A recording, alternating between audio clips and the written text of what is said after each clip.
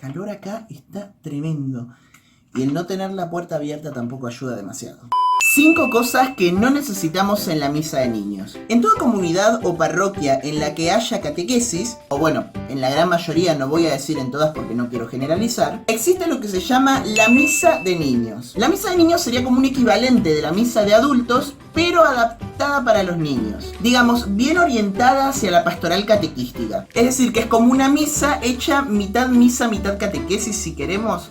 No sé muy bien cómo explicar la verdad lo que sería una misa de niños. Puede resultar una estrategia válida para poder atraer a los chicos a la misa y de esa manera irlos acostumbrando. Por ejemplo, ponerla en un horario que sea más o menos accesible para que los adolescentes y niños puedan movilizarse solos hacia la iglesia. Eso me parecería totalmente lógico. Pero hay algunas cosas en las misas de niños que no me parecen del todo lógicas. Y estas son las 5 cosas que a mí me parece que la misa de niños podría totalmente prescindir de ellas. Número 1. Lecturas adaptadas. Adaptarlas en el sentido de o hacerlas más cortas, o cambiar alguna que otra palabra, o quitar alguna de las lecturas.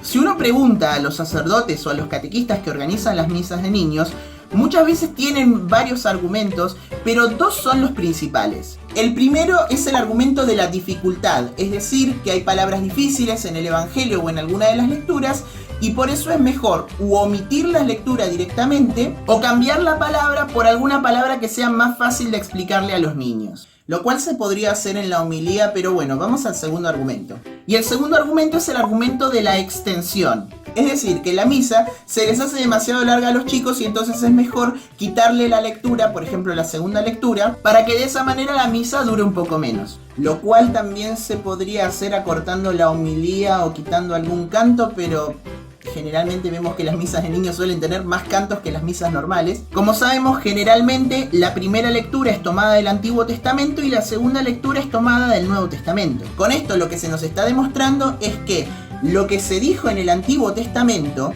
es decir, aquello que los profetas preveían y aquello que se decía que iba a ocurrir, en el Nuevo Testamento se cumple. No es que simplemente ponemos 2 lecturas porque queda más bonito, sino porque tiene una razón de ser. Y eso también se le debe explicar a los chicos en catequesis. Entonces, si uno lleva a los niños de catequesis a la misa del domingo y en vez de escuchar 2 lecturas escuchan una, obviamente se van a cuestionar esto de, pero ¿cómo? Si nosotros en catequesis vimos que son 2. Número 2. Dinámicas o juegos dentro de la homilía. Momento de una pequeña historia. Cuando yo tenía unos tiernos 12 años, 11 más o menos, en mi parroquia había un sacerdote que tenía la costumbre de hacer juegos durante las homilías. Juegos de preguntas y respuestas, como esto de ¿quién quiere ser millonario? Bueno, una cosa así. Básicamente el sacerdote hacía preguntas de opción múltiple que tenían que ver con el evangelio del día. Y no explicaba el evangelio, era simplemente eso, era simplemente contestar las preguntas, y si contestabas las preguntas ganabas un premio. Los premios variaban desde rosarios hasta caramelos. Nota al margen, yo nunca gané nada porque generalmente me quedaba dormido en la homilía. Sí, todos nos quedamos dormidos alguna vez en la misa, y el que dijo que no es un mentiroso.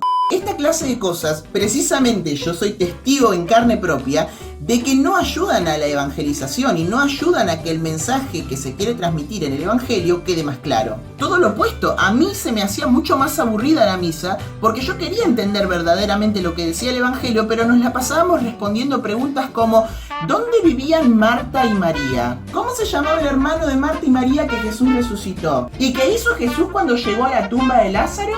Lloró, muy bien, un caramelo. Yo me iba a esas misas totalmente vacío, no entendía absolutamente nada y tampoco me interesaba entender porque me parecía que todo esto era un juego. Fíjense cómo esto es contradictorio, porque sacan una de las lecturas porque les parece que la misa es muy larga, pero después esta especie de programa de preguntas y respuestas generalmente duraba media hora más o menos. La misa terminaba durando casi 2 horas.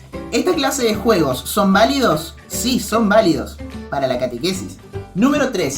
Decoraciones u ornamentos para nada litúrgicos. ¿Cuántas veces hemos visto en Facebook este video del sacerdote que bendecía a los chicos con una pistola de agua? ¿O cuántas veces hemos visto la foto de este sacerdote que utilizaba casullas que tenían a Spider-Man, a Superman en vez de tener a Jesús? ¿Cuántas veces lo hemos visto? Yo afortunadamente nunca he visto nada por el estilo. Pero lo que sí he visto es que muchas veces se abusa en el tema de la decoración y se ponen, no sé, por ejemplo, globos de cumpleaños, guirnaldas coloridas como si fuera un cumpleaños. Introducir todas estas cosas no litúrgicas y no sagradas dentro del templo lo único que produce es que el chico se distraiga. No estamos ayudando a que los chicos entiendan mejor el misterio de la misa, sino que precisamente lo que estamos haciendo es traer cosas externas y meterlas dentro, sobreestimulando a los chicos y produciendo que pierdan la atención. Que precisamente se relaciona con el punto número 1, donde sacábamos una de las lecturas porque los chicos tienen un espectro de atención muy corto. Pero sacamos una lectura y ponemos globos, o sea, es un mensaje contradictorio. Número 5. Disfraces, marionetas, etcétera, etcétera, etcétera. De nuevo, las marionetas y los disfraces son excelentes para la evangelización de los niños, en la catequesis, no dentro del templo. ¿Cómo pretendemos que los chicos se tomen en serio la misa si entra un tipo con una botarga de Barney a empezar a cantar "Te quiero yo y tú a mí"? Y lo peor de todo es que generalmente cuando pasa esta clase de cosas se genera tanta conmoción en los chicos que para calmarlos después terminamos tardando más tiempo. Tiempo que en un principio les quitamos a las lecturas. Bueno, ya está, ya paro con el tema de las lecturas. Quedó claro que las lecturas a mí no me gusta que toquen las lecturas. Y por último, número 5, y me aparto un poco para que entre, una misa exclusiva o separada de las otras misas. Yo puedo entender que uno arme la homilía para los niños. Puedo entender también que se lo ponga en un horario que sea más conveniente para que los padres puedan llevar a las criaturas. Puedo entender muchas cosas de esas, pero la cosa que no puedo entender es esta especie de ley del apartheid, que nadie puede venir a la misa de niños salvo los niños. Estamos generando división dentro de la iglesia. Yo por eso no soy muy partidario de llamarle a una determinada misa misa de niños, misa de sanación, misa de la renovación carismática. A mí sinceramente me parece que la misa es la misa.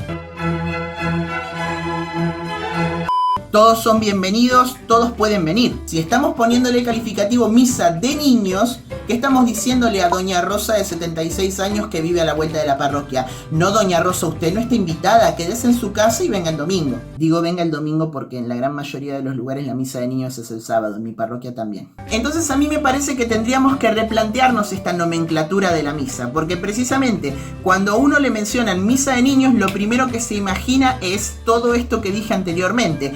Menos lecturas, juegos entre medio, dibujitos animados en las casullas, cosas con las que nadie tendría que relacionar a la misa porque la misa no es eso. Entonces hagamos este intento, ¿no? De que no llamar a la misa misa de niños, llamémosla lo que es, misa. Si el sacerdote quiere hacer una homilía más orientada hacia los niños para que los niños puedan entender mejor el evangelio, a mí me parece perfecto. Pero de ahí a cercenar las lecturas, meter cosas profanas dentro del templo, inducir al juego y a la distracción a los niños, poner disfraces y marionetas y todas estas cosas raras, y hacer una misa como si fuera VIP para los niños, hay una gran distancia. Espero que les haya gustado mucho el video, nos vemos muy pronto, un abrazo muy grande, Ave María y adelante.